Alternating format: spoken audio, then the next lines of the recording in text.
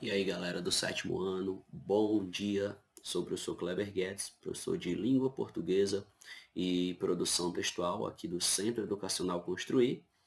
E vamos aqui dar continuidade ao nosso assunto, às nossas disciplinas, tá bom? Vamos lá.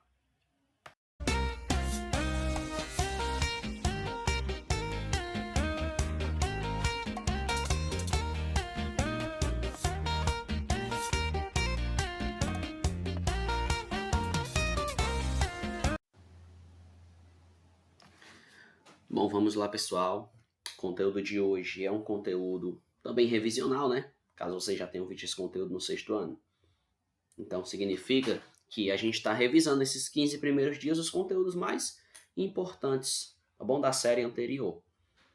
E a partir das próximas aulas a gente já também começa a usar o nosso livro didático, tá bom? E também no decorrer do ano a gente vai revisar de novo os pronomes do nosso livro. Então vamos aqui dando sequência ao conteúdo de pronomes que está dentro das classes de palavras, classes gramaticais. Pronomes pessoais. Os pronomes pessoais são aqueles que indicam a pessoa do discurso e são classificados em dois tipos. Nós temos os pronomes pessoais do caso reto, aqueles que exercem a função de sujeito, né, galera? Lembrando, sujeito é quem pratica ou sofre uma ação verbal. Exemplo, ó. Eu gosto muito da Ana. Quem gosta da Ana? Eu. Tá bom? Esse eu aqui, ó, tá tendo a função de sujeito. Tá bom? E também tem os pronomes pessoais do caso oblíquo, que no caso, eles substituem os substantivos e complementam os verbos. Vamos dando sequência. Pronomes pessoais, vamos ver aqui quais são. Logicamente, os pronomes são divididos em pessoas do discurso, né? No singular nós temos primeira, segunda e terceira pessoa, e no plural também primeira, segunda e terceira. Então vamos lá, primeira pessoa do singular, eu, segunda pessoa do singular, tu, terceira pessoa do singular, ele ou ela, tá bom? E no plural, nós, vós, eles ou elas. Todos esses pronomes que eu disse são do caso reto, tá bom?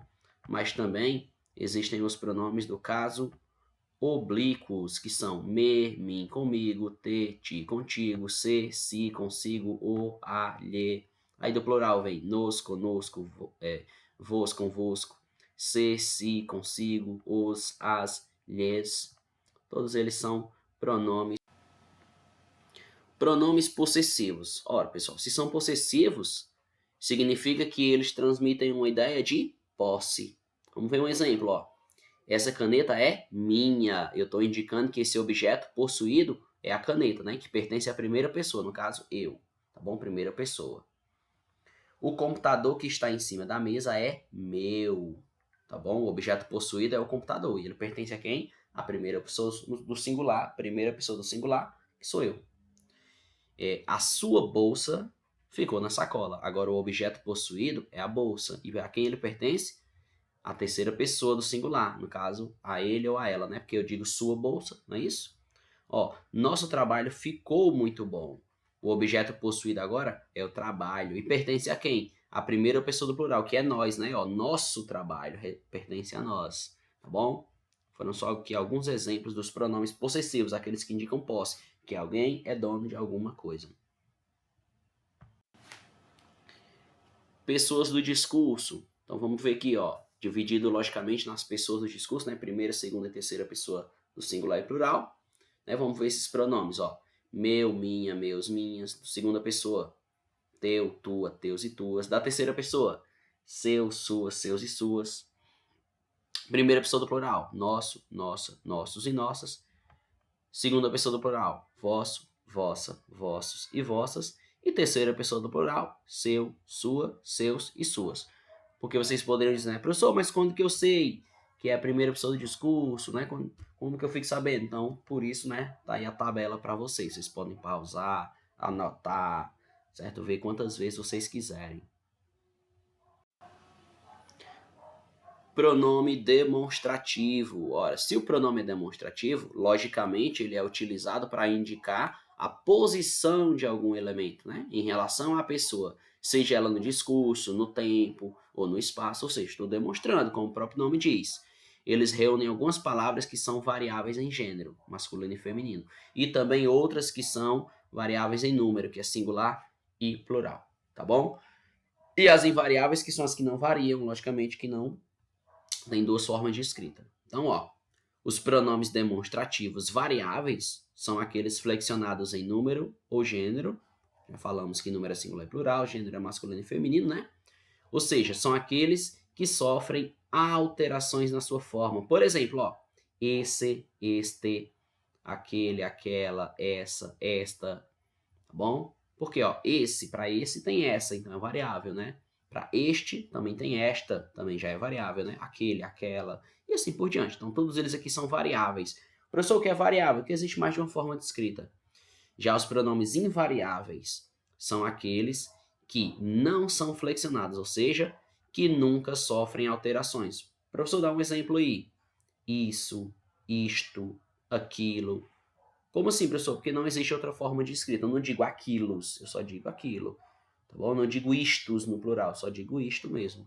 Tá bom? Por isso que são invariáveis.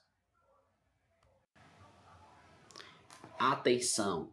Segue algumas dicas de uso dos pronomes demonstrativos. Ó, primeira, quando o elemento está com a pessoa que se fala ou próximo dela, utilizamos este, esta, estes, estas e isto.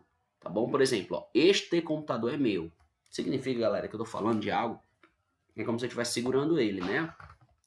Ou manuseando ele. Se fosse com a caneta, esta caneta é minha, porque ela estava na minha mão na hora que eu tô falando. Entenderam?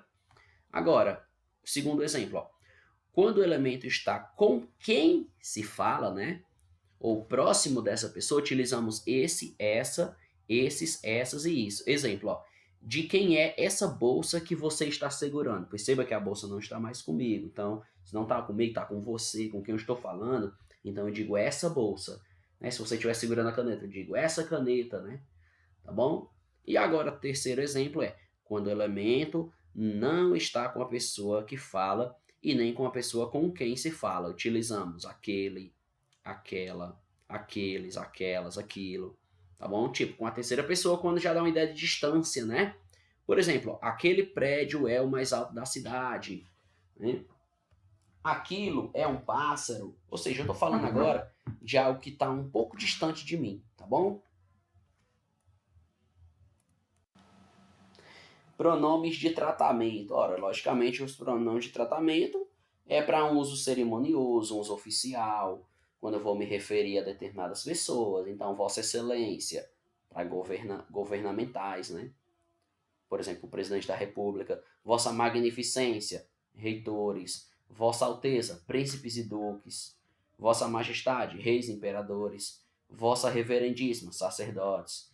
Vossa Eminência, cardeais. Vossa Santidade, para o Papa, Vossa Senhoria, para as demais pessoas, tá bom?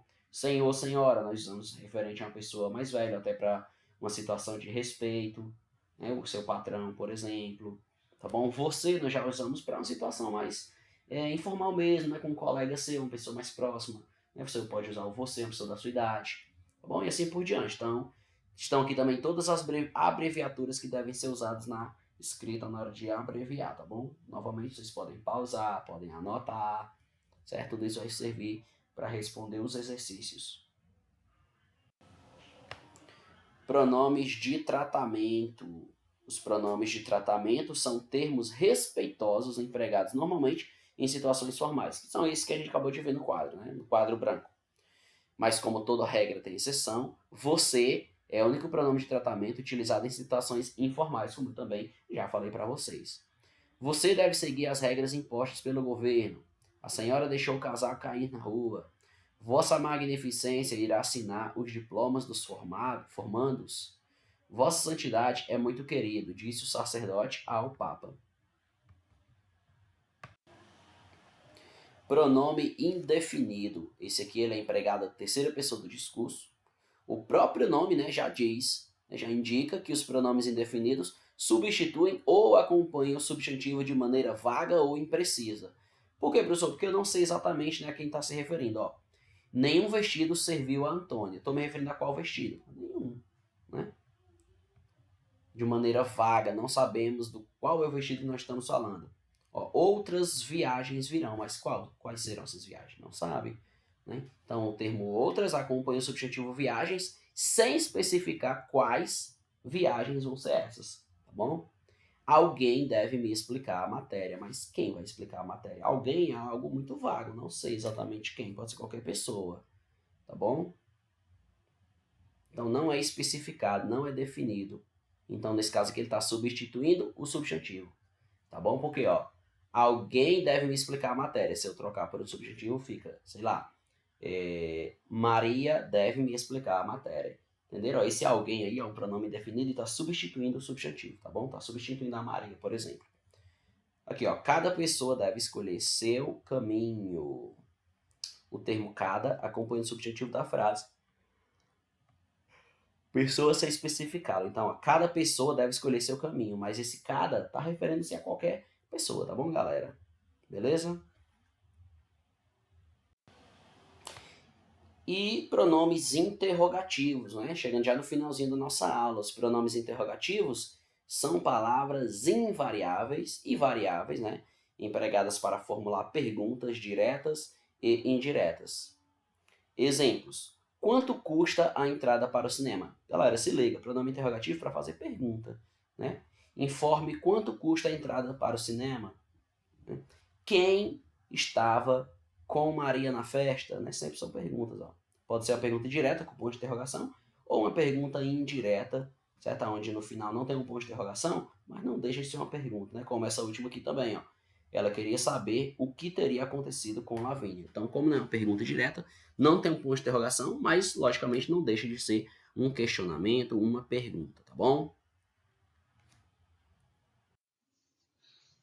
Então estão aí as referências bibliográficas e agora a gente vai, né, na resolução dos nossos trabalhos, né, no Google Classroom. Então, bons estudos, né? Agora é só realizarmos os exercícios do Google Classroom.